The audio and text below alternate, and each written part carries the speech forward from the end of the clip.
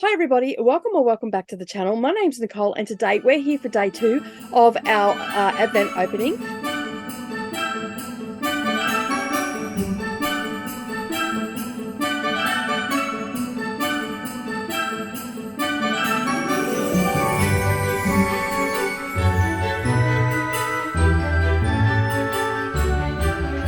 This is, if you missed yesterday's video, I'll just give you a brief rundown of what it is all about. So for the next 24 days, I will be opening one book a day. I have no idea what the books are. So basically, I shop at a company called the Book Grocer here in Australia.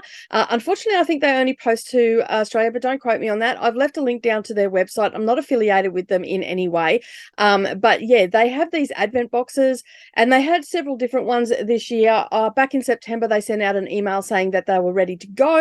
So I grabbed two. I got one for my daughter and one for myself. If we get any double ups, we just take them off to a book exchange and she'll exchange them for whatever she wants. And if there's some books in there that she doesn't like, then she'll change them out. And I have no problem with that because we have no idea what we're getting. So basically, I open one up every day up until Christmas Eve. So each day you get a video from me for Bookmas.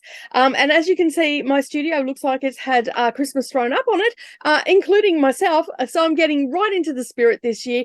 And yeah, I had a lot of fun with little Em the other day. We went and shopping and she got some new shirts and earrings and she got to pick them all out. Unfortunately, she picked these ones out. But anyway, she just had to have me wear them. She said she wants to see me with them on camera. So I said, all right. So we done a little bit of shopping and we got all that done. But we are here to open up book 2 today. So let me just grab it off the shelf and pull that out. All right, it's a bit of a precarious thing happening up here at the moment. And as I've opened them, I will put them back up as well in the order. All right, so there is going to be a little bit of noise and rustling, so I do apologize for that. So let me just get this open and I'll move it away from the microphone so it's not so noisy for you. And I'm trying to keep it as quiet as possible.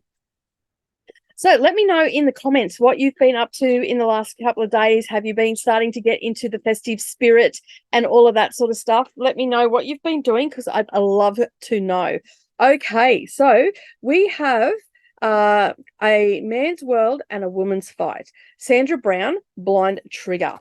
This is what the book looks like. Let's have a look and see when this was published. Last year, I got a lot of thrillers. This, so far, it looks like we've got a couple of historical fictions. Again, this has been published in 2021.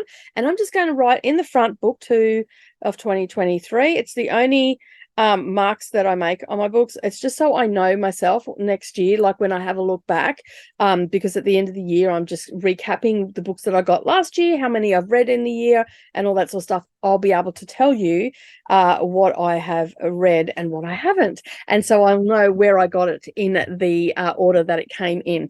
All right, so it's called Blind Trigger. It looks like a bit of a historical fiction.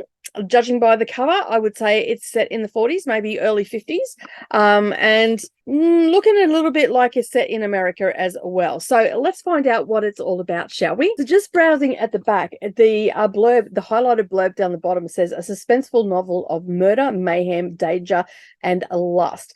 And it's perfect for the fans of Danielle Steele's or Nora Roberts. Now, I love Danielle Steele books. I know they're trashy. I know. I can hear you all rolling your eyes, but hey, they were the book of the day when I was younger. And so, yeah, I love a good Danielle Steele. And at the moment, I'm trying to read through a fair bit of hers, and I've been collecting them from secondhand bookshops and all the rest of it. So this is actually set in the 1920s. I was off by 20 years, but judging by the cover, obviously I do not know my cars. My husband, I hope he's not watching this because he'd be rolling his eyes for sure. And it's set in Texas around Prohibition. So we have a soldier, Thatcher Hutton, who's returned to the country like not one that he left behind, where Prohibition is the new law of the land. When he's caught up in a crime on his journey home, he must gain the sheriff's trust to clear his name. Tragic events and betrayed trust has left Laura Plummer alone and destitute. With few wage earning opportunities open to women at the time, she has boldly gone where few women dare to tread, and it's also rife with danger and is dominated by the men of the town. So her success comes at a cost where her cutthroat competitors resort to violence. Now the deputy sheriff Thatcher is powerless to defend Laurel as they find themselves on opposite sides of the law, where the blood flows and the whiskey flows freely. So it sounds like a really good book. I'm actually looking forward to reading this one. I haven't read anything set around Prohibition. I don't think I have. Like, you read a historical fiction set in the 20s and, it has a little bit that, it was hard to get, but they were still going to nightclubs and all the rest of it. So this is like the other take of it. So this is going to be an exciting book to read. Again, historical fiction. The font in it looks not to be too bad. It's not overly big, and it's got 500 pages in it. Yeah, 504 pages in it. So that's not too bad of a book. That's about the size that I tend to read. If you've been around for a while, I like the good chunkster book. But that is Sarah Brown's Blind Trigger. I'll have to check out this author a little bit more if she writes around this sort of topic. It'll be good to see what else she's got on the subject as well. But that is it for me today. As always, don't forget to give me a thumbs up down below. Don't forget, we've also got super thanks and all that sort of stuff happening on the channel now as well. So maybe give me a little bit of love there. That's the little love heart underneath this video. And that would be greatly appreciated. But if that's not your jam, that is fine too. Just watching my videos will help me get seen in the algorithm as well. But give me a thumbs up if you've yet to subscribe.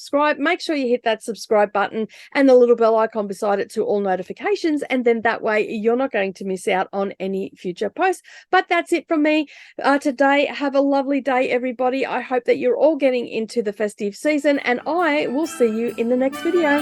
Bye for now.